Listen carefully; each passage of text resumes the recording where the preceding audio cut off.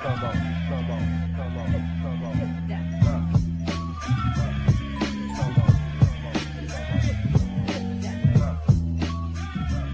Was this situation involved with the time you got a call at 6 in the morning from some dude who may or may not have been part of the mob that said you took licensing from him or something like that?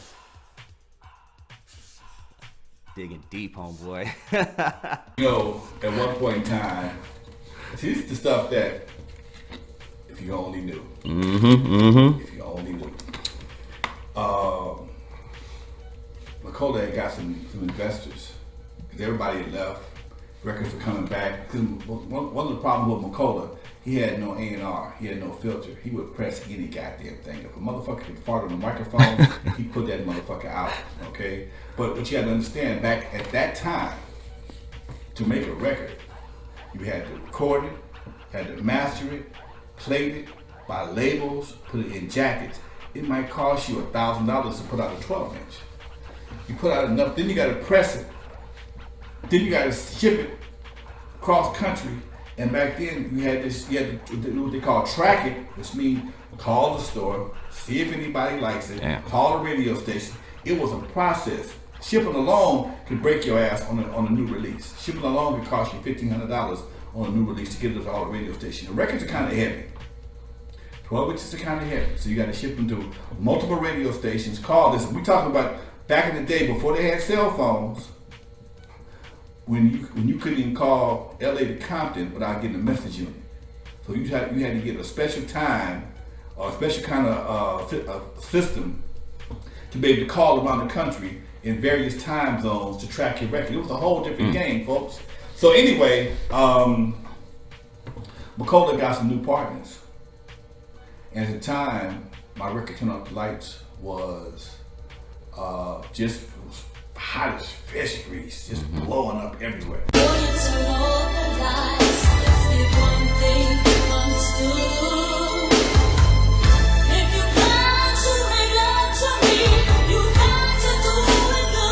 I ain't got no group. Everybody gone. Damn.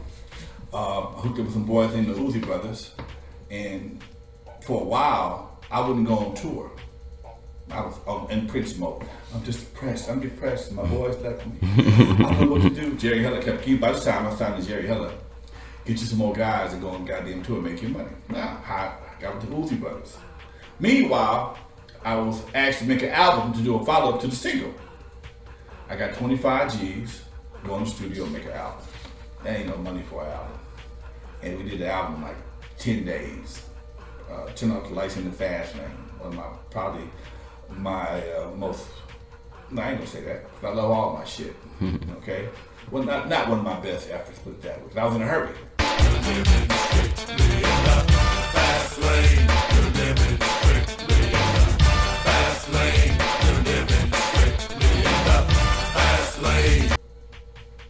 Well, in doing that, they wanted to buy Turn Off the Lights. And they wanted to use that for that. No, we're not doing that. We're doing a separate deal. Meanwhile, while we're negotiating, Priority calls me up and says, hey, we want to put Turn Off the Lights on a compilation album. So I asked my manager at the time, and they said, no problem. I'll finish negotiating with this deal right here. Go ahead and do this deal right there. So I did. Got $4,000. After they paid good money for licensing deals. $4,000. And the guy who I was dealing with here in LA found out about it, cussing me out. Motherfucker, what you mean selling my records to somebody else? I ain't sell shit, it's a licensing deal. Then, about 3 days later, I'm in the bed sleep. I get a phone call. 6 o'clock in the morning. What the fuck is calling me? 6 o'clock in the fucking morning. It's Alonzo Williams in. Oh, yeah, who is this? So-and-so from New Jersey. I have to speak to you. We have a problem. How can I help you? I understand we gave you some money for a record and you sold it to somebody else. If you were here in New York or New Jersey, you would be in the East River. What the fuck? Oh, hell no. People like you, they find it in the East River. We don't take kindly to people double crossing us. Say, hey man, back up, dude. Back the fuck up, please. Let me tell you what happened.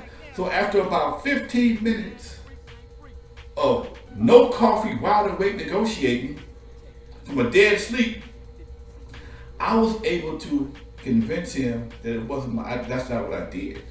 I convinced him I still own the record. I just did a licensing deal. And I explained to him, the person that you're dealing with, man, yeah, he do more talking than he do listening. I told him about the situation. He told me to go ahead and do it. Luckily enough, I didn't have a problem, but from that point on, every time I went to McCullough, I was strapped. Every time I went to McCullough, from that point on, I was strapped. Damn. Okay? And I'm not the gangster.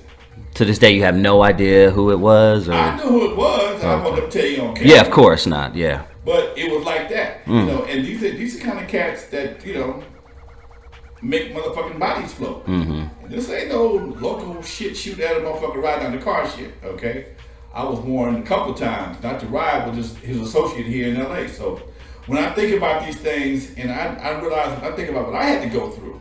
Damn. If the fuck you only knew.